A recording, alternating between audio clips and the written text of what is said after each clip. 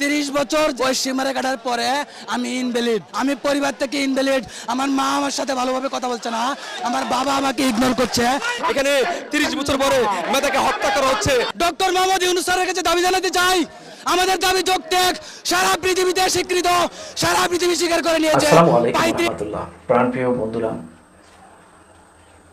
কেমন আছেন সবাই? আশা করি সবাই আল্লাহর রহমতে অনেক ভালো আছেন। আমিও আল্লাহর রহমতে অনেক ভালো আছি। আজকে আমার ইউটিউব জীবনে প্রথম ভিডিওটি আজকে আমি তৈরি করলাম। আসলে যে কোনো বিষয়ে, যে কোনো কাজেই যদি অভিজ্ঞতা না থাকে সেক্ষেত্রে কিছুটা সমস্যা হয়। তো সাহস করে আজকে অত্যন্ত আশা করে যে ভিডিওতে আমি ইউটিউবে আমি কাজ করতে পারবো এবং ইউটিউব ভিডিও মেক করতে পারবো, তৈরি করতে পারবো, মানুষকে অনেক কিছু শিক্ষণীয় অনেক ভিডিও দিতে পারবো, সেই আশা নিয়ে আজকে এই ভিডিওটি তৈরি করলাম। তো প্রিয় বন্ধুরা, সবচেয়ে বড় কথা হচ্ছে মানুষ আস্তে আস্তে সামনের দিকে এগিয়ে যায়, হুট করেই মানুষ বড় হয় না। তো আমি ছোট্ট একজন ইউটিউবার হিসেবে, নতুন হিসেবে আমাকে যদি আপনারা উৎসাহ এবং সাপোর্ট দেন তাহলে আমি আশা করি যে আস্তে আস্তে করে এক এক করে আমি ইউটিউব জগতে অনেক অভিজ্ঞতা আমি অর্জন করতে পারবো এবং অনেক কিছু আমি মানুষদেরকে দিতে পারবো, শিক্ষণীয় অনেক বিষয়বস্তু আমি তুলে ধরতে পারবো ইনশাল্লাহ। তো প্রিয় বন্ধুরা, আজকের ভিডিওটির বিষয়টা হচ্ছে বিশ্লেষকদের থেকে আমি যা জানলাম এবং জ্ঞান অর্জন করলাম, একজন মানুষের, আমরা বাংলাদেশি মানুষদের একটাই সমস্যা যে যে কোনো অজুহাত নিয়ে আমরা বেঁচে থাকি, কিন্তু আমরা নিজেরা কিছু করতে চাই না। আমরা যে কোনো এক্সকিউজ খুঁজি কিন্তু নিজেরা কোনো কিছু করতে আমরা প্রস্তুত না।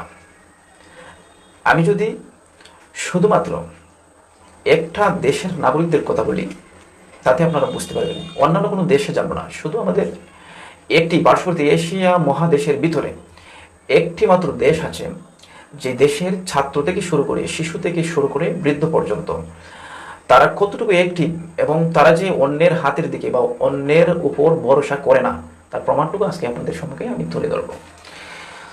যেমন আমার এই স্যার, এই যে স্যার, এই ভিডিওটা দিচ্ছি, আপনারা দেখেন উনি কি বলেন। বয়সটা 30 বছর পর্যন্ত ভেরি প্রোডাক্টিভ এজ, কিন্তু এই বয়সে সে আনপ্রোডাক্টিভ থাকছে, কিছুই করে না, পরীক্ষার প্রস্তুতি নেই।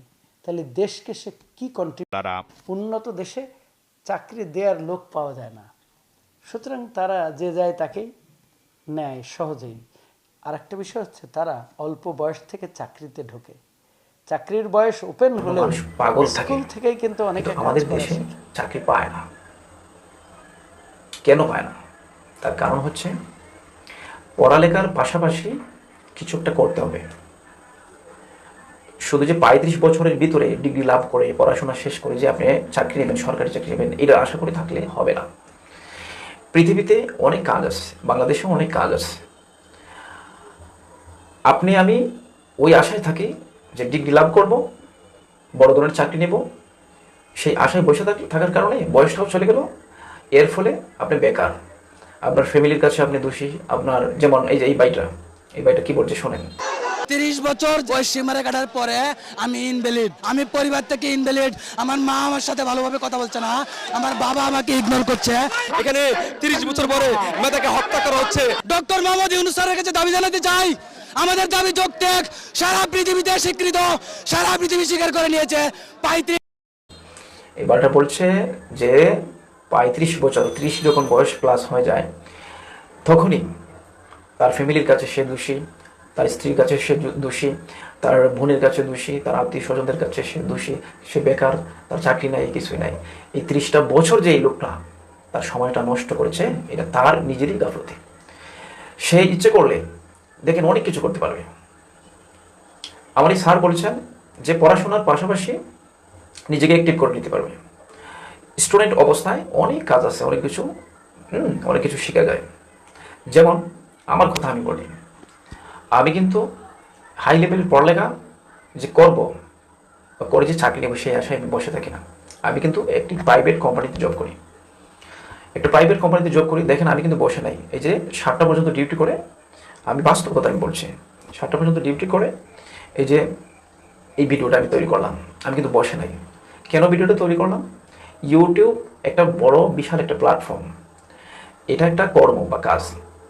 কোনো মানুষ যদি ইউটিউবে সময় দিতে পারে, সঠিকভাবে কাজ করতে পারে, সফলতা তার একদিন আসবেই। আমি সে আশা নিয়েই আমি এই কাজটা আমি ধরেছি। আমি আশা করছি যে আমার চাকরির পাশাপাশি যতটুকু সম্ভব এই যে ভিডিওটা তৈরি করলাম, বা আমি যে 4-5টা ভিডিওটা তৈরি করছি, আমি জাস্ট দেখেছি কী পরিমাণ পরিশ্রম লাগে। অনেক পরিশ্রম, পরিশ্রম মানে সীমাহীন পরিশ্রম, অনেক চিন্তা ভাবনা, ব্রেইনের খাটনি, অনেক কিছু। তো আমি কিন্তু বসে নাই, আমি চাকরির পাশাপাশি পড়ালেখা করি, চাকরি করি, এবং মানে আমার কথাটা আমি বলছি, আমার সংসারটা ভালোভাবে চলতেছে। তো বাংলাদেশের অনেক ছেলে মেয়েরা তারা কি করে, অন্যের উপর দিয়ে তারা আশা করে বসে থাকে। পড়ালেখার পাশাপাশি কারিগরি জীবনে অনেক শিক্ষা আছে, কারিগরি অনেক কাজ আছে, ইলেকট্রিকের অনেক কাজ আছে। যেমন আমি বলেছিলাম যে একটি দেশের এক্সাম্পল আমি দেবো, তাদের দেশটা কীভাবে উন্নয়ন হয়েছে বা এত উন্নত হয়েছে। সেই দেশের নামটা হচ্ছে চীন দেশ। সেই দেশের নাম চীন দেশ। চীন আমাদের দেশের অর্থনৈতিক যে পরিমাণ অর্থনৈতিকভাবে আমাদের দেশটা খারাপ ছিল না, এই আমাদের দেশের মতোই তাদের অর্থনৈতিক অবস্থা এত খারাপ ছিল যে তাদের দেশের মানুষ খাইতে পারে নাই, পড়তে পারে নাই, কিছু করতে পারে নাই। বিশেষ করে 1990 সালের দিকের কথা, তখন চীন অর্থনৈতিকভাবে খুবই ক্ষতিগ্রস্ত ছিল। এর ফলে চীন সরকার যখন দেখলো তার অর্থনৈতিক অবস্থা খুবই খারাপ, চীন সরকার কি করলো, সে 12 বছর বিশ্ববিদ্যালয়ে ভর্তি বন্ধ করে দিয়েছিল। কেন দিয়েছিল? চীন সরকার 12 বছর তার বিশ্ববিদ্যালয়ে ভর্তি বন্ধ করে দিয়েছিল। সে এটাই ভাবলো যে এতগুলো ছেলে মেয়েদেরকে এরা বিশ্ববিদ্যালয়ে পড়ার পরে তাদের হাজার হাজার ছেলে মেয়েরা বিশ্ববিদ্যালয়ে পড়বে, ডিগ্রি লাভ করবে, পড়ালেখা করবে, এদের কর্মসংস্থান আমি কোথা থেকে দিব? আমাদের দেশে সেই ধরনের এত প্রতিষ্ঠান নাই যেখানে আমি তাদেরকে চাকরি দেবো। ফলে 12 বছর সে বিশ্ববিদ্যালয় বন্ধ রেখেছিল। বিশ্ববিদ্যালয় বন্ধ করে দিয়ে সেই চীনের প্রেসিডেন্ট তিনি ঘোষণা দিলেন যে আমার দেশের প্রত্যেকটা নাগরিককে যে অবস্থায় আছে, ছোট হোক বড়, যে কোনো ধরনের কাজ সে করতে শুরু করুক, প্রস্তুতি নেবে। তারা অর্থনৈতিকভাবে শক্তিশালী হয়ে ওঠার জন্য তারা কি করলো, তারা প্রত্যেকটা ফ্যামিলিকে তারা এক একটা কর্মসংস্থান হিসেবে বেছে নিয়েছে। তারা কাজের কারখানা হিসেবে গড়ে তুলেছে তাদের প্রত্যেকের ফ্যামিলিকে, পরিবারকে, তাদের ঘরকে বানিয়েছে কারখানা। যে বিষয়ে পুরো পড়ালেখা নাই, শুধুমাত্র ছোটোখাটো কয়েকটা ট্রেন্ডিং কোর্স, যেটা এই কোর্সগুলা করাইছে, যারা কারিগরির কিছু প্রশিক্ষণ আছে, সেই প্রশিক্ষণগুলা তারা অল্প সময়ে, যারা কম সময়ের প্রশিক্ষণ আছে না, ওই প্রশিক্ষণগুলো তারা প্রত্যেকটা জেলায় প্রত্যেকটা স্টুডেন্টকে এই প্রশিক্ষণগুলো দিয়ে আগে শেখানো হয়েছে বা তাদেরকে প্রশিক্ষণ দেওয়া হয়েছে। এই প্রশিক্ষণ নেওয়ার পরপরই তারা মাঠে নেমে গেছে যে অর্থনৈতিকভাবে কীভাবে শক্তিশালী হওয়া যায়। বাবা মায়ের স্বপ্ন, তাদের বাবা মা বলেছে যদি শিক্ষিত হও, একেবারে উচ্চমানের শিক্ষিত হতে হবে, আর যদি শিক্ষিত না হও, পড়ালেখা যদি ভালোভাবে করতে না পারো, তাহলে তোমাকে এমন কাজ করতে হবে যে কাজটা, এই কাজই তোমার একমাত্র ভরসা। কেউ যদি ইলেকট্রিকের কাজ করছে, ফুলফিল ইলেকট্রিকের কাজ তার ব্রেনের মধ্যে ঢুকাতে হবে, সেটা বাধ্য করা হয়েছে। কেউ যদি এসির কাজ করতো, এই এসি বিষয়ে সে একেবারে সর্বশেষ পর্যন্ত এই এসির দক্ষতা সে অর্জন করছে। কেউ যদি এই আপনার ফ্রিজের কাজ করছে, সে ফ্রিজের কাজ সম্পূর্ণ করছে। মানে যত ধরনের কাজ আছে, ইলেকট্রিশিয়ান হোক বা যেমন দেখেন এই চীন দেশের মানুষ বর্তমানে বিশ্বের এমন কোনো ব্র্যান্ড নাই চীন দেশের কোনো পণ্য যে বিশ্বের কোনো একটা দেশে নাই।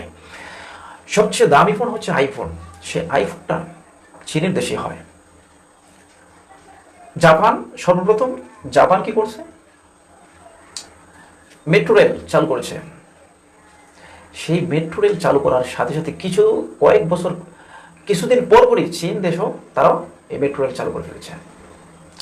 ঠিক আছে, তো বিশ্বের মধ্যে এখন তারা বিশ্বটাকে শাসন করছে চীন দেশ। বিভিন্ন পণ্যের মধ্যে শুধু মেড ইন চায়নাই পাওয়া যায়। বর্তমানে এই দেশটা এত উন্নয়ন সাধন করছে, তারা কেউ বেকার নাই, ছেলে মেয়ে, ফ্যামিলির ছেলে হোক মেয়ে হোক, সবাই তারা কাজে লিপ্ত। তো আমাদের দেশের একটা সমস্যা কি, এই যে বেকার কেন থাকবেন? একটা মানুষ যদি ডিম বিক্রি করে, সাধারণত রাস্তায় বসে যদি একটা ডিমও বিক্রি করে, তাও তার 400-500 টাকা ইনকাম আছে।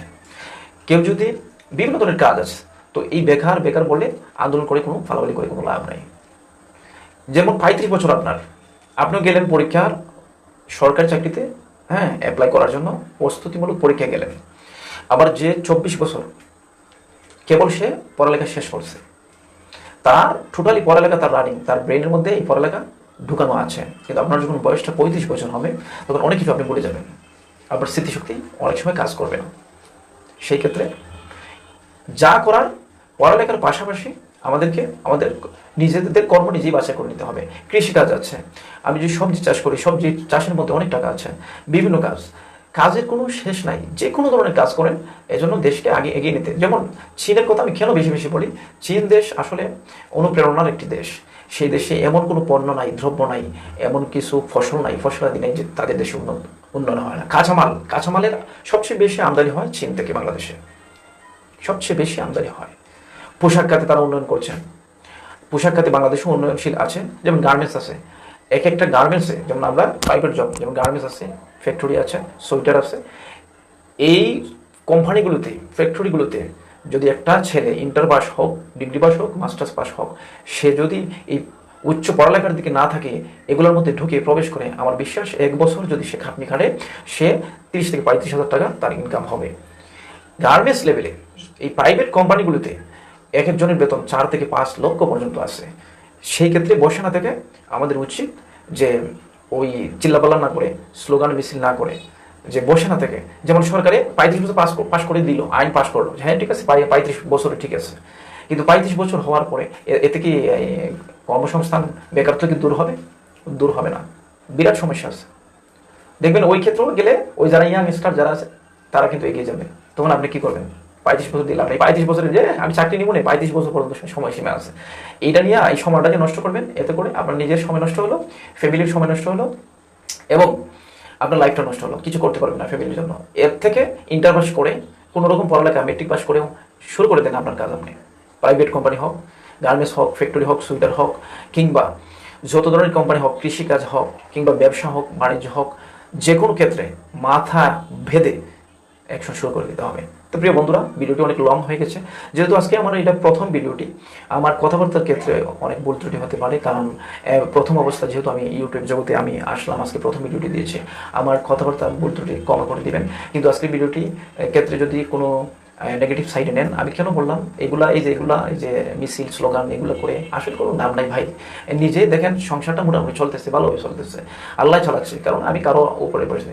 সরকারি চাকরি ওগুলা বা ওগুলোর দিকে আশা করে কোনো লাভ নাই। নিজের কর্মটা নিজেই করার দরকার আছে, যদি একটু পড়ালেখা হয়। তো সেই ক্ষেত্রে আমাদের উচিত যে নিজের কর্মদক্ষতা নিজেই বাড়াতে হবে, সরকারের পিছনে দৌড়াই কোনো লাভ নেই। তো ভালো থাকবেন সবাই, প্লিজ আমার চ্যানেলটাকে সাবস্ক্রাইব করবেন এবং শেয়ার করবেন। আসসালামু আলাইকুম।